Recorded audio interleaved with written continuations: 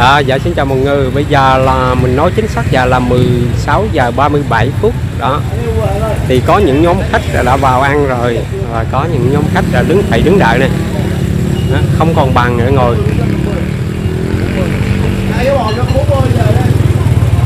Theo Duy Anh chia sẻ thì mọi người cũng nắm xa qua rồi cái cách mà vận dụng anh làm thì nói chung là làm đôi khi người ta phải làm hết sức mình nữa nó mới thành công được, chứ không phải là việc mà may mắn mà nó mới thành công đâu. Thành công nó có thì bún bò này thì anh cái giới thiệu giải thích đó, làm vị Sài Gòn thì cái bún bò này nấu phục vụ cho người Sài Gòn cho nên nó phải như cái khẩu vị của người Huế, mà đó là cái đậm vị và nó nghiêng về ngọt cho người miền Nam nói chung và người Sài Gòn nó riêng, thì như vậy từ đó nó rất là hợp với khẩu vị.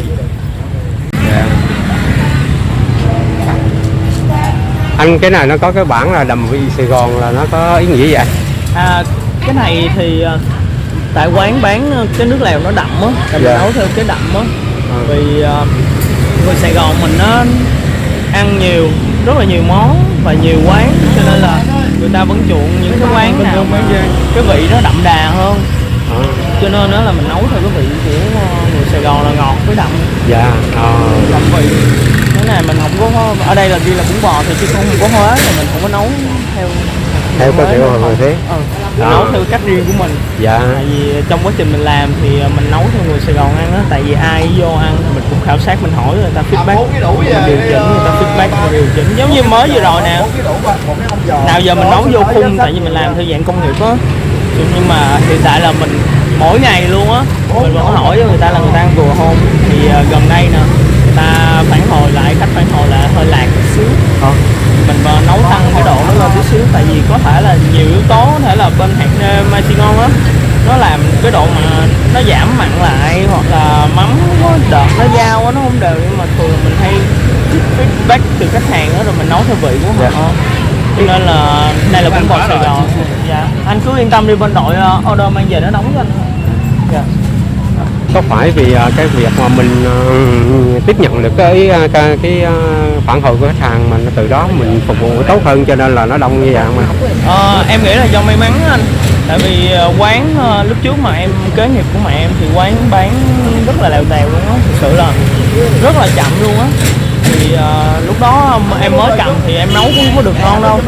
Thì từ từ em cải thiện, rồi hai vợ chồng em cũng cố gắng á. Dần qua thời gian rồi xong rồi mình đầu tư, mình suy nghĩ, mình kiến tạo ra những cái riêng của mình. Tại vì anh muốn phát triển thì anh buộc phải đổi mới, anh buộc phải thay đổi, cập nhật. Thứ nhất là tại vì mình cũng trẻ thì mình tiếp nhận cái thời đại này nó nhanh hơn, mạng miết rồi nó nhanh hơn những cái người cũ. Cái thứ hai nữa là về truyền thống thì mình vẫn giữ, nhưng mà mình phải đổi mới nhiều cái. Giống như là mình áp dụng luôn là về nồi ủ, nồi áp suất, rồi mình nấu cả về loại than, rồi trong công thức mình nấu mình nguyên liệu đầu vào là quan trọng, nhưng mà mình cũng phải tiếp cận nhiều cái nguồn nguyên liệu đầu vào. Bản thân mình là mình sáng là mình đi chợ là chợ Bà Chiểu, mình lựa đồ mà cho nó tươi nó ngon. Anh đi chợ lựa luôn? Đúng rồi, làm ở đây là anh em ở đây ăn luôn. Anh vô quán, một cái quán nào mà anh vô mà anh thấy người nhân viên hay chủ nó ngồi nó ăn cái con bò nó là chắc nó ok. Tại vì bây giờ người ta thường là người ta tiết kiệm chi phí á. Mắm em mua rất là mắc luôn á, thật sự á. Nhưng mà em có thể nấu những cái cục mùi, hay là em có thể hầm những cái gì xương hay là cái gì đó hàng dạt thì nó rất là rẻ, đúng không? Thì nó sẽ ảnh hưởng đến sức khỏe. Thì thường là những người chủ người ta sẽ có những cái nồi riêng người ta ăn, hoặc đúng rồi, ăn những sản phẩm đó. chính xác rồi. Còn ở đây là em nấu giống như cho vợ em, sáng nó đi làm á, bả hay đem theo á, rồi ăn mà mọi người cũng ăn bình thường. Cho nên là em đảm bảo với anh là em nấu làm ăn rất là đàng hoàng. Với lại em cũng không, tài chính em cũng ổn, mà em cũng không quan trọng nữa. Mình làm có tâm với nghề.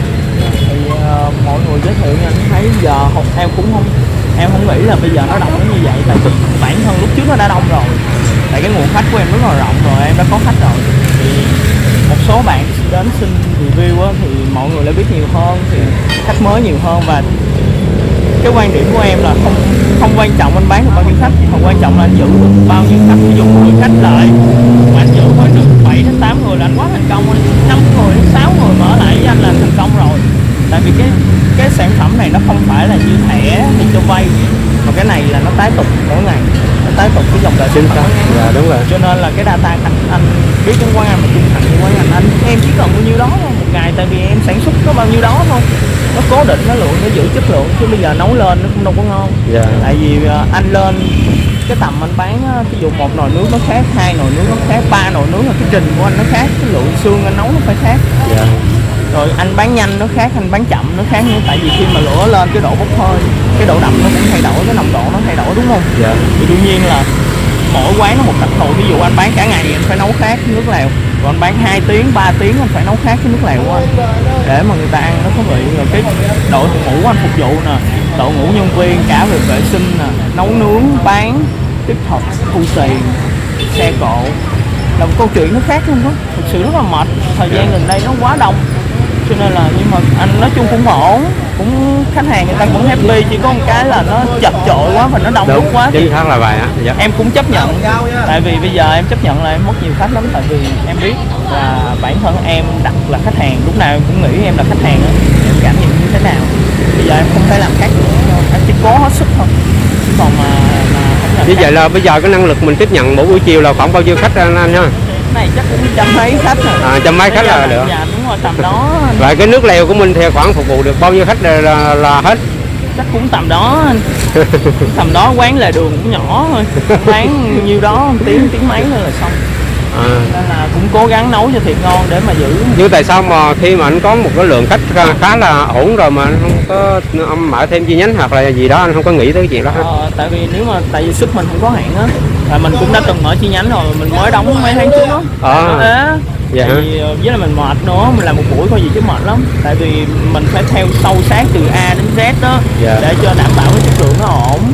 Rồi quán nó hay phát sinh sự vụ á, với là mình cũng phải tự tay mình làm, mình nấu, tham gia vô cái quá trình sản xuất á, để cho cái chất lượng nó được đảm bảo. Rồi mình cũng phải tham gia vô quá trình phục vụ để cho anh em người ta phải có người, đúng không, phải có người điều phối. Dạ, Nói đúng chung là vậy, cho nên là mình đã mất quá nhiều sức rồi. Tại vì cái ngành hàng ăn này nó đặc thù, không phải ai muốn mở chi nhánh là mở đâu. Tại anh thấy những cái quán mà nó mở chi nhánh nhiều ra, anh vô anh ăn á, cái chất lượng nó không đảm bảo. Tại người ta quản có nổi đâu, Dạ. chủ nó có quản nổi đâu, đưa giao cho nhân viên là câu chuyện nó khác liền. Có người có năng lực thì thằng chủ là người có năng lực, làm nó khác liền, em làm nó khác, mà đưa cho vợ em làm nó khác. Rồi người ta vẫn thích, tại vì cái hàng ăn này nó mang tính chất một cái nét gì đó văn hóa rồi cá nhân riêng á, cho nên là không có mở được. Với lại em nghĩ là bao nhiêu đó em đủ thôi, em làm chủ yếu là để phục vụ bà con, có những buổi tối ngon, có tô bún bò ngon, nó phục vụ mọi người. Em cảm thấy em rất là thích và tự hào về công việc. Dạ. Tại bản thân lúc trước em làm ngân hàng mà em đã mới nghỉ mấy tháng nay. Dạ hả? Vậy là anh là ngân hàng?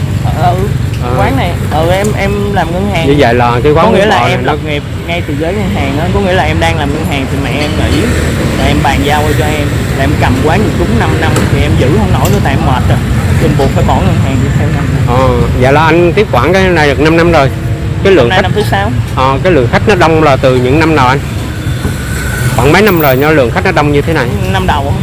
Ngay từ năm nào là anh? Vậy thì anh giỏi quá.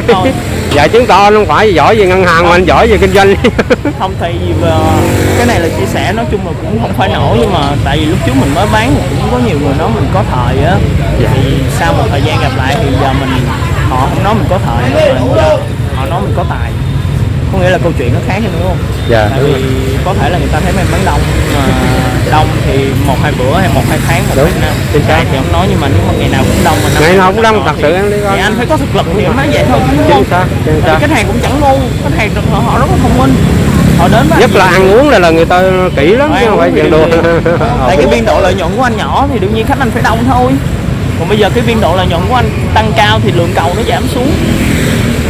Cầu theo giá thôi, cái này cầu có giảm hoàn toàn mà. Dạ.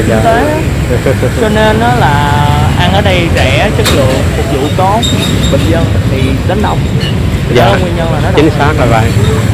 Bởi vì tới chiều nào còn ghé đi ngang qua đây và thấy đây rất là đông, rất là tò mò, không hiểu tại sao nó cứ dồn mới hay hết sến người ta lại dồn rồi cứ dồn. Thôi nhưng cảm mà, ơn anh. Rồi anh cảm ơn anh. Nhưng mà em chưa biết tên anh. Mình tên Duy Anh á. Duy Anh, dạ em cảm ơn anh. Dạ, cảm ơn anh. Đợi xíu nha. Vậy là bán 1,5 tiếng ha. tiếng rưỡi là ngưng. rồi hết không bán nữa. Trời ơi. Là 5 giờ chiều. Xin chào mọi người ạ. Là hôm nay mình có ghé cái quán bún bò 725 725 Hoàng Sa. Mua gọi ra lại. Đã bỏ đâu mà.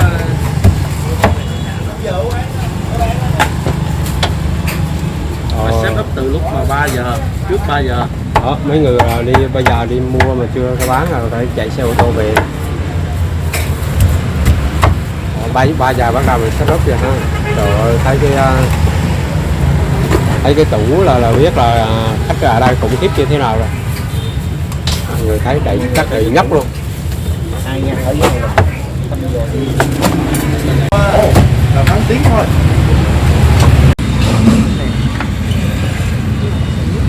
Xong.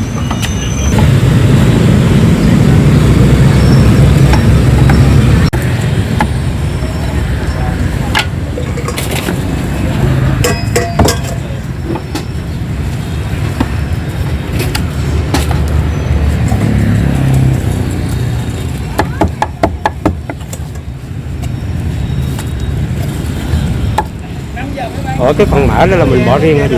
Đúng 5 giờ mới mở bán hết rồi. Kể cả em mang về hay ăn lại. Bổ nhiệt lều đó, Ồ, bổ nhiệt lều. Ai ăn bữa chính xác 5 giờ mà bán. Dạ.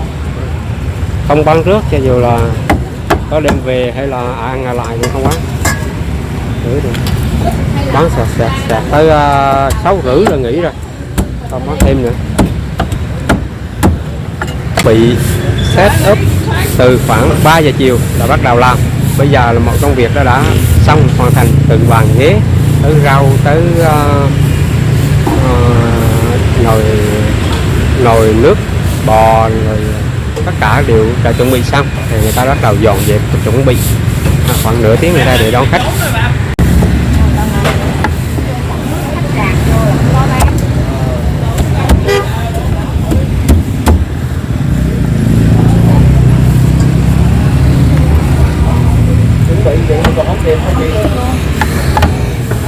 Đông lắm rồi đó, quán này đông lắm.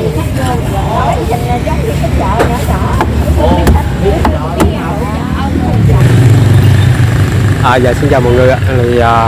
Hôm nay mình ghé tại cái quán bún bò 725 Hoàng Sa, Đầm Bi, Sài Gòn.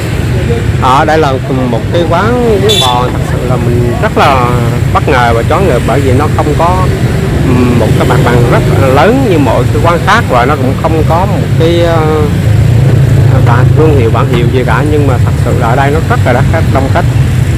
Cứ khoảng 5 giờ đôi đi tới khoảng 5 rưỡi 6 giờ mọi người mà đi ngang qua cái đoạn cầu cái cầu Lê Văn Sĩ phía trước, đi gần cái khu vực cầu Lê Văn Sĩ là sẽ gặp được cái quán này. Cái quán này rất là đông người đứng và ngồi chặt hết khỏi một con đường này. Bây giờ khoảng 4 giờ 4 rưỡi mọi người thấy con đường này nó vẫn còn cái khoảng không gian, nhưng mà khoảng hơn nửa tiếng đây nữa thôi là người sẽ thấy. Bây giờ cũng có rất là nhiều người tới mua này.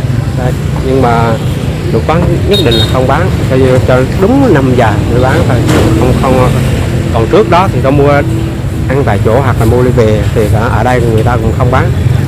Và cái quán này chỉ bán trong 1 tiếng rưỡi đồng hồ, có nghĩa là bán từ 5 giờ tới 6 rưỡi là nghỉ, không bán thêm nữa.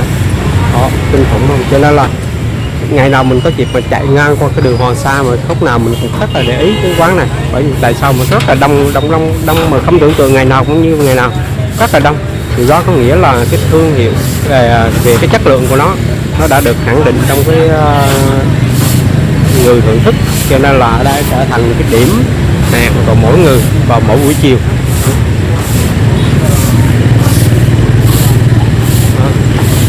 Thì mình có qua đây trò chuyện với anh chủ quán này, nói thì review ở đây thì anh cũng ngại, bởi vì bây giờ đó cái năng lực mà tiếp nhận khách của anh thì anh không đủ nữa, nó quá đông rồi, cho nên là anh cũng ngại review. Nhưng mà sau đó thì anh kêu thôi cũng tới đây rồi thì cũng nên cũng để mình review cho mọi người biết, chứ thật sự là bây giờ anh cũng không quá đông khách rồi, anh cũng không có thể nào mà tiếp nhận thêm được nữa. Đó, mọi người thấy là vậy là biết là cái quán nó đông như thế nào. nước là đứng ở ngoài nhìn nha mọi người, nồi nước giữ tận luôn, chà bá luôn. Người ta đang thay rồi. Trước 4-5 giờ thì không thể bán, bởi vì cái nồi nước lúc đó nó chưa đủ độ ngon của nó chín. Bây giờ thì bắt đầu có những vị khách người ta đến, người ta đã chờ nè, mặc dù còn nửa tiếng nữa người ta đã chờ rồi để ăn, chờ. Giờ là hấp dẫn hơn. Ngồi đợi rồi. Chung là hiện nay là mới có là 4 giờ 25 thôi. Ủa giờ chưa được 4 rưỡi rồi. Thêm 25 phút nữa tại được 4 giờ. Chờ là chờ. Khủng khiếp quá thế. Đây thật sự là cái quán mà đông khách ghê gớm rồi. Tí nữa đây mình sẽ quay cho mọi người chứng kiến là cái quán nó đông khách như thế nào. Phải ở đây nửa tiếng để coi khách lại đông cho mọi người nha. Ở đây cái giá là sao chị ha? Ba bún bò 35, 40, 45, 50. từ 30 cho tới 50 ha. Từ 30 cho tới 50 tùy theo tô, tô lớn tô nhỏ nha mọi người. Thấy mấy cô này làm nè, coi mùa hôi có thấy mùa hôi luôn á. Dạ. Trên đây rồi. Bây giờ đã có rất nhiều khách đã tới rồi nè, tới đây để chờ tới 5 giờ nha. Bây giờ khoảng gần mới có 4 rưỡi rồi, là khoảng chưa được 4 rưỡi là khách đã tới đây, chờ khoảng 30 phút thưởng thức một tô bún bò ở đây. Bây giờ mà việc khách rất đều đã xong hết rồi.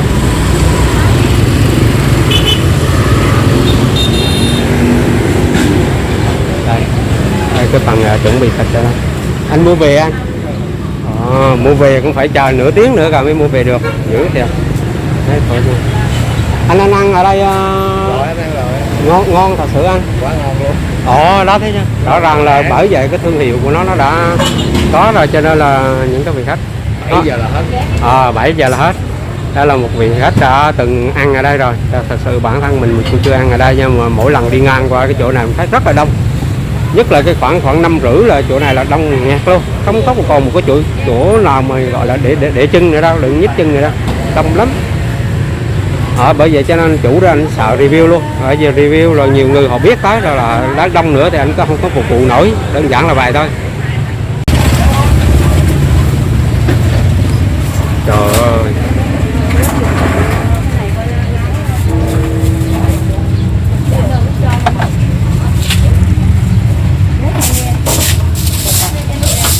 Khách này lại tiếp tục vô đây. Khách này. Quán này rất là đông, mình không có tưởng tượng được là một quán bún bò mà chiều giờ tan tầm là nó đông tới ghê gớm vậy. Chỗ nào giờ cũng nắng như vậy, nắng thế luôn.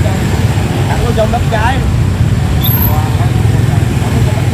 Mọi người đi làm về và tranh thủ ghé vô ăn sớm để mà có cái chỗ ngồi, còn suất chứ không là nó hết. Có những người phải đi sớm để chờ tới cái giờ ăn. Thấy có quan trọng không? Đây lại có khu bàn để mà phục vụ người ta ngồi để ăn luôn, nhưng mà hiện tại bây giờ chỉ là 4 giờ, khoảng hơn 4 giờ 30, cho nên là nó còn rất là nắng và chưa ai ngồi đây cả. Đây cái xe bún bò 725 Hoàng Sa đây. Để mọi người nhìn cái lượng tô người ta đã sắp người ta để mà phục vụ á, khủng khiếp luôn. Đây người ta lên làm chuẩn bị trước.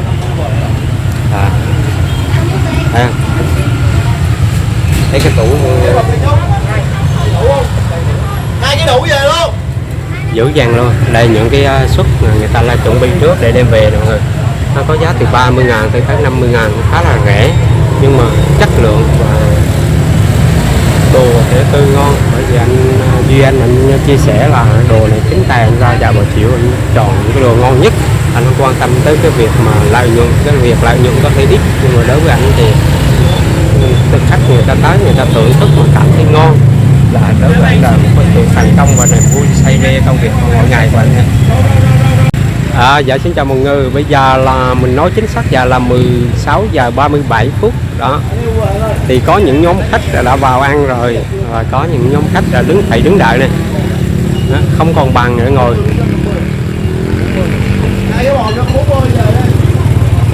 theo như anh định chia sẻ thì mọi người cũng nắm xa qua rồi cái cách mà vận dụng anh làm thì nói chung là làm đôi khi người ta phải làm hết sức mình nữa nó mới thành công được, chứ không phải là việc mà may mắn mà nó mới thành công đâu. Thành công mà nó có thì bún bò này thì anh cũng có giới thiệu giải thích đó là vị Sài Gòn thì cái bún bò này nó nấu phục vụ cho người Sài Gòn cho nên nó khoảng như cái khẩu vị của người Huế, mà đó là cái đậm vị và nó nguyên về ngọt cho người miền Nam nói chung và người Sài Gòn nó riêng, thì như vậy từ đó nó rất là hợp với khẩu vị.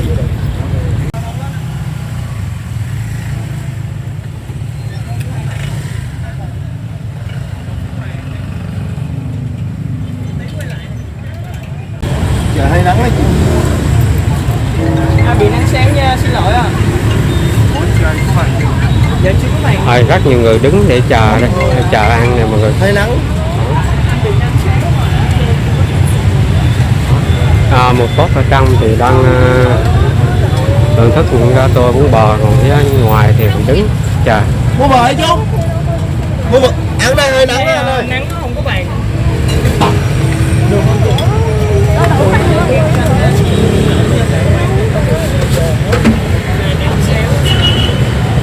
Khá là nắng.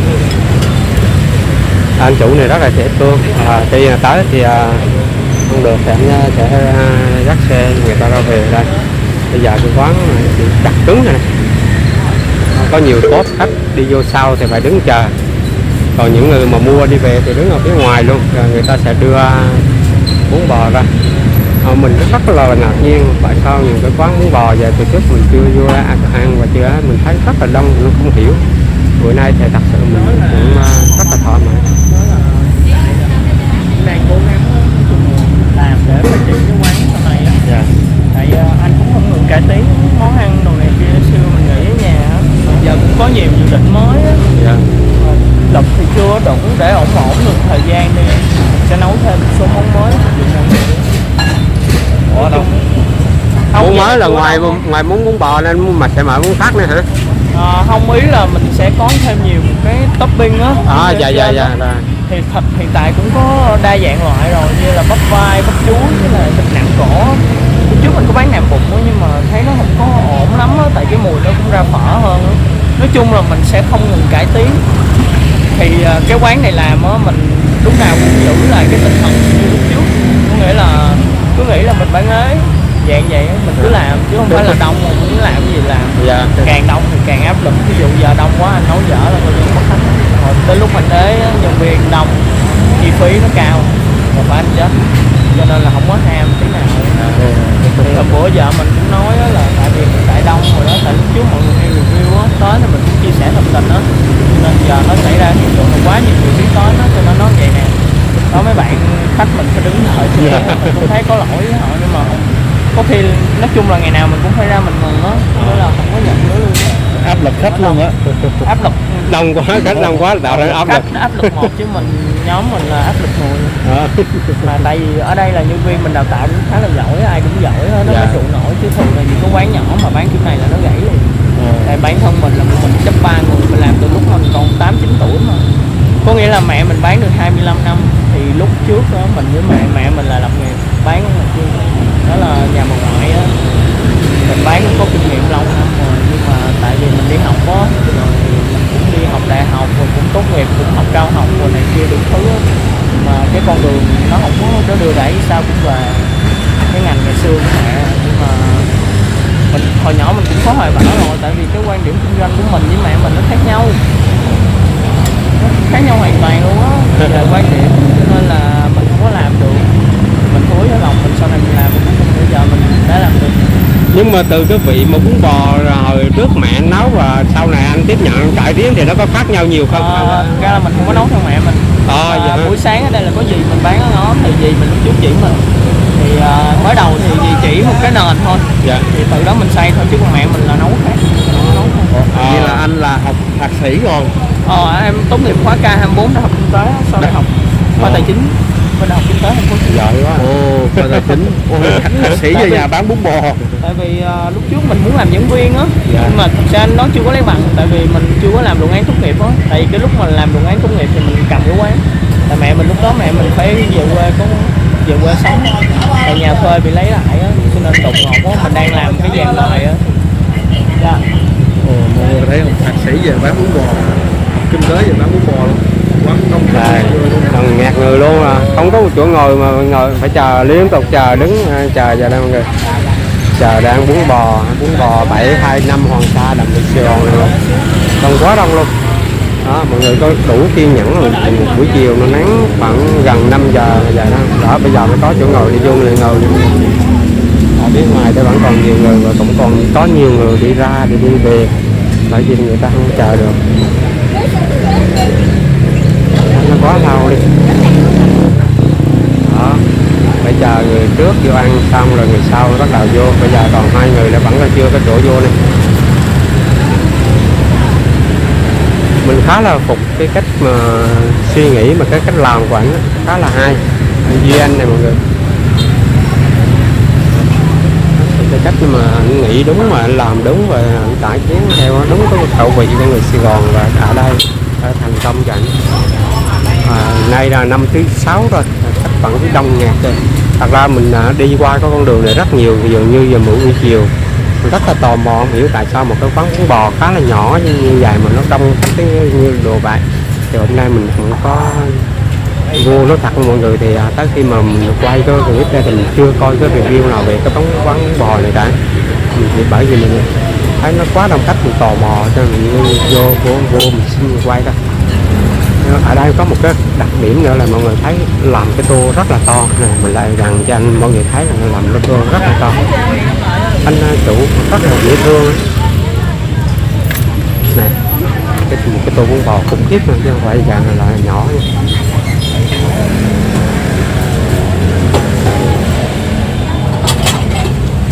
Đây một cái tô to đùng, ở đây nó dùng loại tô rất là to đó. Cái tô là múc là để múc thay nước lèo không là 2 người, đông như thế này.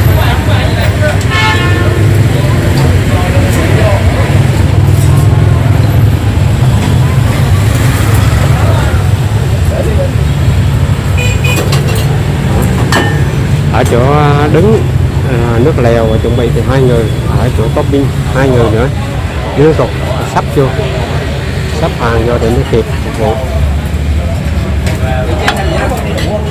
Ai đủ rồi không?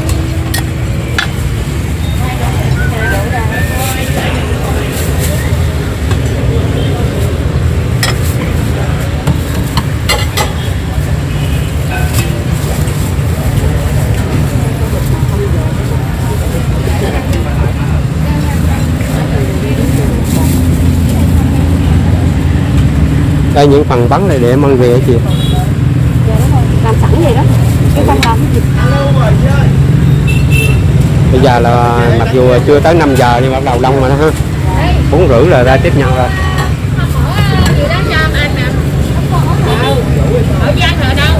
Ở đây là chuẩn bị vô những cái bịch ni lông để mà đem về này.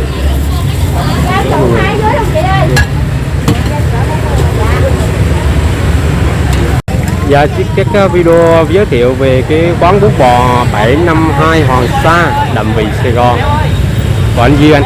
Chắc mình kết thúc tại đây nha mọi người. Thì ai mà muốn thưởng thức một cái tô bún bò hương vị đầm Vị Sài Gòn ở đây thì cái bún bò mà đầm Vị Sài Gòn ở đây thì phải đi sớm một xíu, chấp nhận chờ mới có cái chỗ ngồi. Còn đi muộn quá thì đông, rất là đông. Thứ hai nữa là nó hết rồi người ta cũng không có nhận cho, không có nhận để đó. Bây giờ đây rất là đông ngày nào cũng như ngày nào chứ không phải là chỉ có cơ dịp cuối tuần hay gì đâu nha, rất là đông. Phần lớn người ta phục vụ tại đây cũng có người thì người ta mua về.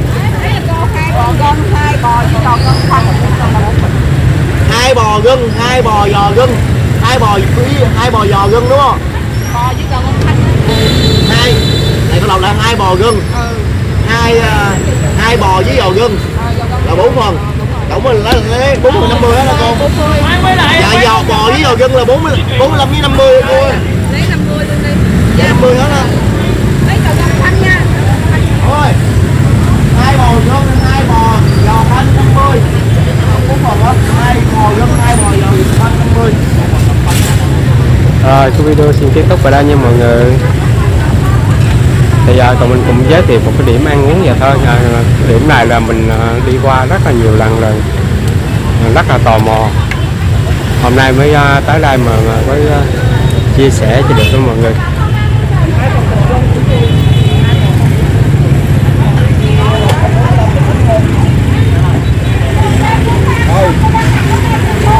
Hai bò dân 40 ra trước đi.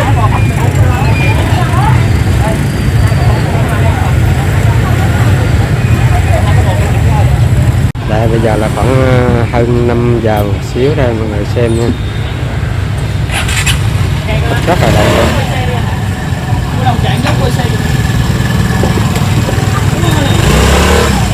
Rất là đông luôn.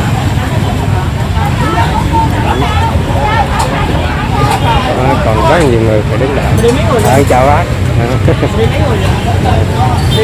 Rất là đông luôn. Mình đi cái video nó không có ổn định một xíu, mọi người thông cảm nha, bởi vì đi cho nên là bây giờ xe nó vô rất là nhiều. Thấy chưa? Bây giờ mấy cái chỗ nắng đây bây giờ nó lắp đầy luôn rồi, nó không còn chỗ đứng chỗ ngồi luôn. Bây giờ nắng ngồi đây hết luôn rồi, đầy luôn. Hấp dẫn quá. Tiếp vào đâu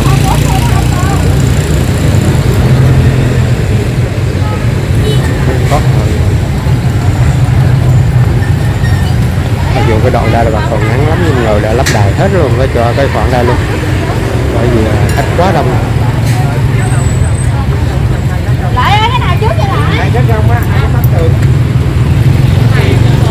Ở đây nha mọi người, đó ở đây xếp cái hàng ghế đã quay vô trong cái tủ để ăn luôn.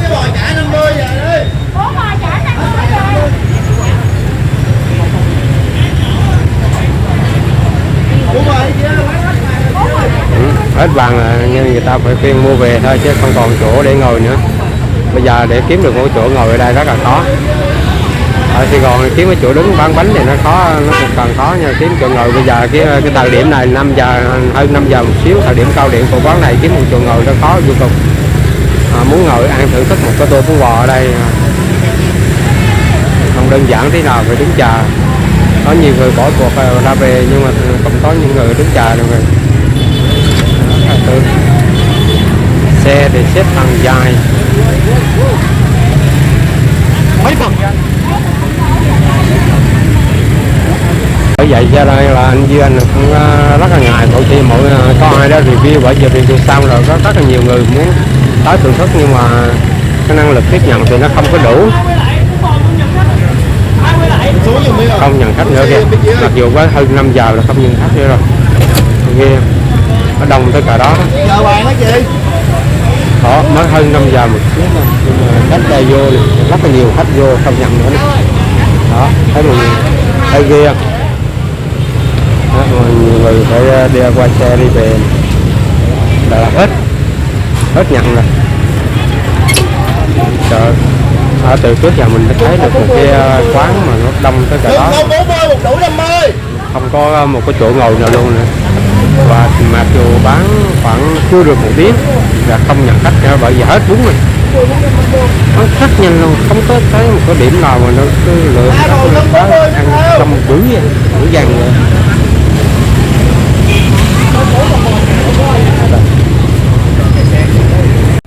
Đây, bây giờ khách xếp hàng xe này mọi người, nhìn cái cảnh này thấy ớn không? Bây giờ khoảng 5 giờ hơn một xíu này, rồi quán bún bò nó rất là đông luôn.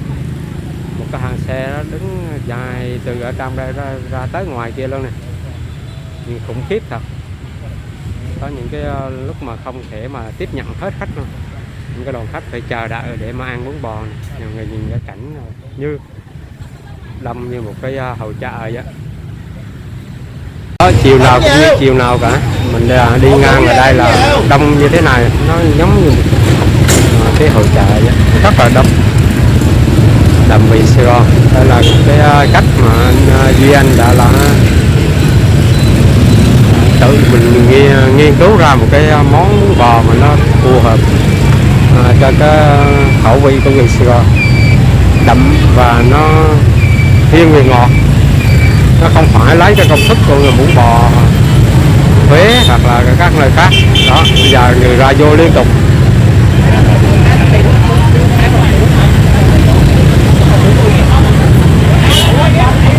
đông lắm. Bây giờ để mà có một chỗ vô đây ngồi ăn chờ phải rất là lâu.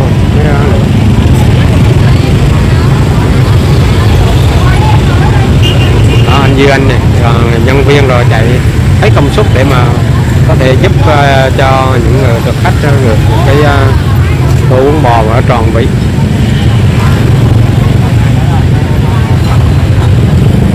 Đó, bây giờ là chưa được 5 rưỡi, công nhận khách đái để là chỉ nhận khách mua về thôi.